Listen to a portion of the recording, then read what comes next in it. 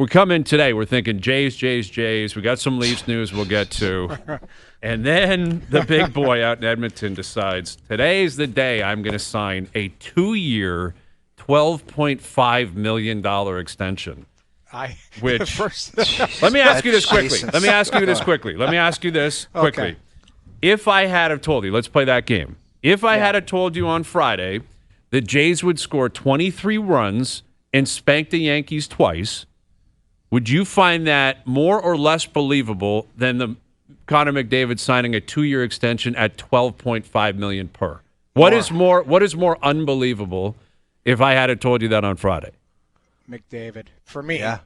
Okay. It's McDavid. I would have said the Jays scoring all those runs, and McDavid, no way in hell would he sign, maybe for 2 years. Yeah, that's 2 believable. years, yeah. For 12 and a half, that blew me away when I saw that. That's the thing that stood out for me. I've said all along, I thought he was going to sign a short-term deal, but I thought it was going to be 16, 17, like a team-friendly, that type of deal. 12 and a half just basically says, I'm Sidney Crosby, and I don't care about money. I care about winning in my environment. And what he's done is he shined a light on the organization and said, I'm doing my part. I'm doing my part. You do your part. Now, listen, they've been to the finals in a couple of years in a row. But he's done his part now. Now it's up, Stan Bowman, the organization, all of that, and go, let's get this finished. But that's the less believable one. I can believe 2 years, like you said. 12 and a half. That's the cap. It's cap hit for the last 7 years. He's just continued. He just signed a 10-year deal at 12 and a half per. But that's. I thought, Brian. I thought of you right away. I'm like, I'm like, okay.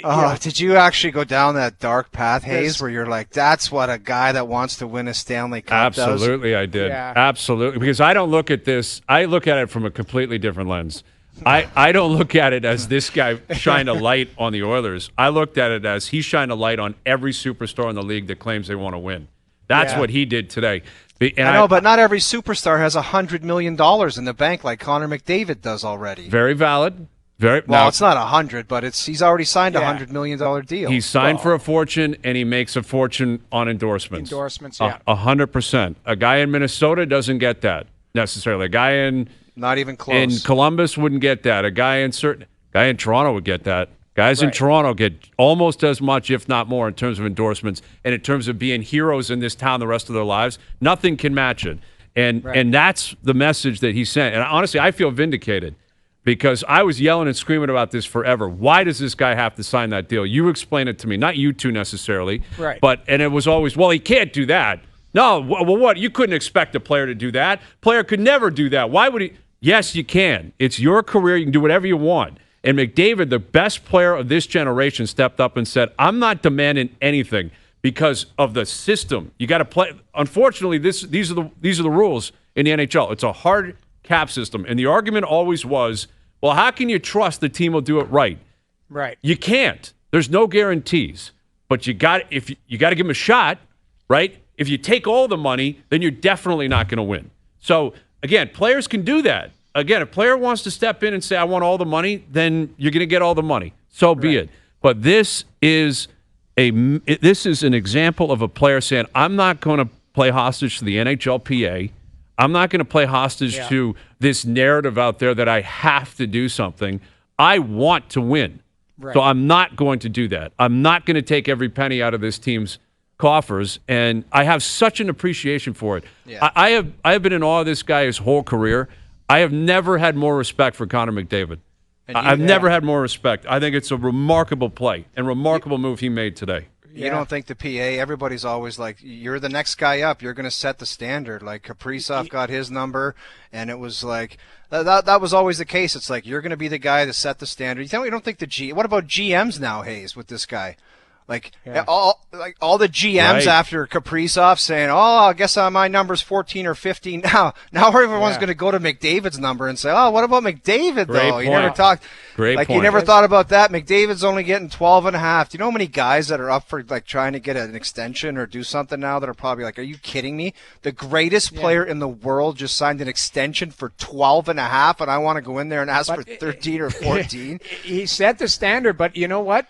Around the world, I think we have to, take a step back too. Gino Malkin was making more than Crosby. Crosby was just like, I'll take my money. Draisaitl's making more than McDavid. But McDavid did that on purpose. He literally said, I'm fine, but we don't know behind the scenes. I talked to somebody in Edmonton today, said this guy is so dedicated.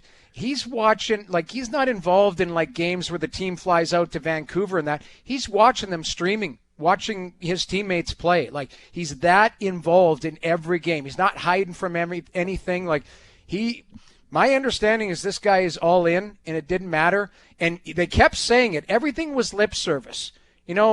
Stan Bowman, there was a time last week when we were talking, boy, he had a little bit of a Scrabble face on going, he talked to that 97, right? Talk to 97. He controls it. 97, I don't know when he made that decision, but that rocked the hockey world. And I think from your standpoint, Brian, in a positive way. Like, it's a good feeling at some point where somebody just didn't, attack the organization and grab every cent and go, okay, do what you can after what I've left over. He's like, I want to win and I want to stay here. It's a 2-year deal too. And that's big. Like that. This is it now.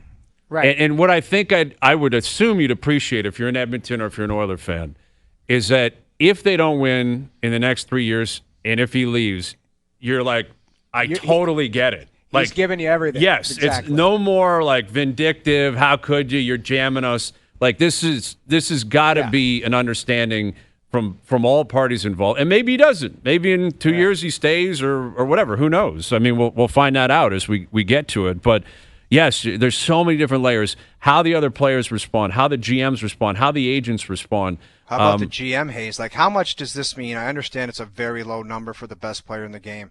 But what does it equate to as far as maneuverability? Like, him making 12.5, what is that going to allow Stan Bowman to do to say, okay, we're going to repay you now and really take a run at this and make sure that we're better than we ever could have been if you were making a lot more money? Yeah. Like, do you know what I mean? Like, what does it equate to? Well, I would think a couple of things. One, you're ruthless now. And maybe you were anyway, but now you're ruthless. If a player's not cutting it, gone. Like, there's no picks that I got to hold on to that pick in 2028. No, gone.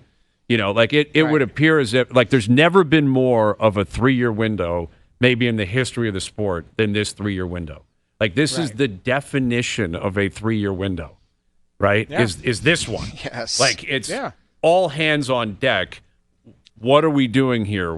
How do you put him in the right position? And again, they're a really good team. It's been to back-to-back Cup finals. They're not starting from scratch. No, they're not trying to build from a 70-point platform. They're a really good team that's going to be really good this year. But it opens the door up with the cap going up every single year. Draisaitl's making money. Nurse is making money. Bouchard's making money.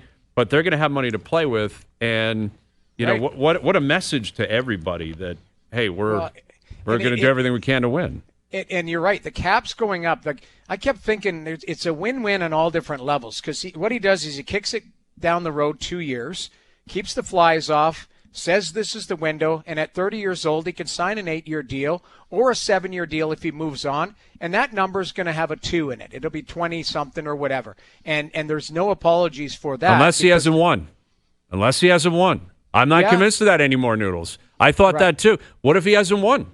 Yeah, that's fair. He'll do the same thing. You say, screw it. I'm not going for the 2 in front of it. I'm not doing it. Exactly. If you're he's a rabid dog today, what's he going to be in 3 years if he hasn't won? You're right. That's a great point. But what I'm saying is, right now, while the cap is still in, I'll call it transition, 95.5 into 104.5 into 113 and then 120 and up, the flexibility is still lean right now. 2 years from now, you're going to be able to manage your cap. You'll be able to flush things out.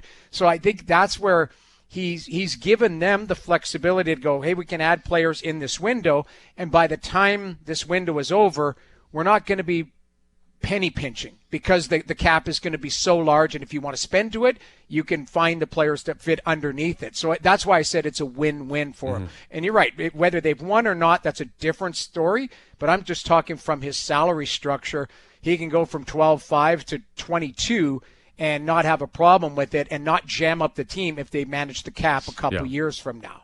Imagine if you were hibernating and you just woke up and somebody said, I want you to match these two number 97 players in the NHL. They both wear number 97 in these two contracts. One is a 2-year extension at 12.5, and the other one is 8 times 17. No way in hell that you would say Kaprizov is the guy wearing 97 that got the 8-year extension at 17. Yeah, That's true. It's But you know, keep crazy. in mind, 3 years from now, if Kaprizov is still a top 10 player or has a great season this year and all that, 17 is going to be the going rate. Like, I think that's where we got to get our mind around, is go like 17, 20. Like, that's going to be. It's going to move in that direction. Move quickly. Like, I don't know if you saw this Lane Hudson kind of stuff out of there. If Looks there's like Montreal slow played it, and then all of a sudden he said, "Wait a minute! If that guy's making that, I maybe shouldn't be making that." you know, like that's the type of stuff where it's like, okay, you know, Luke Hughes at 9, I'm in the ballpark. Like, these deals are going to escalate very quickly, and I think teams are going to go, let's try and get you under what our thought process is right now.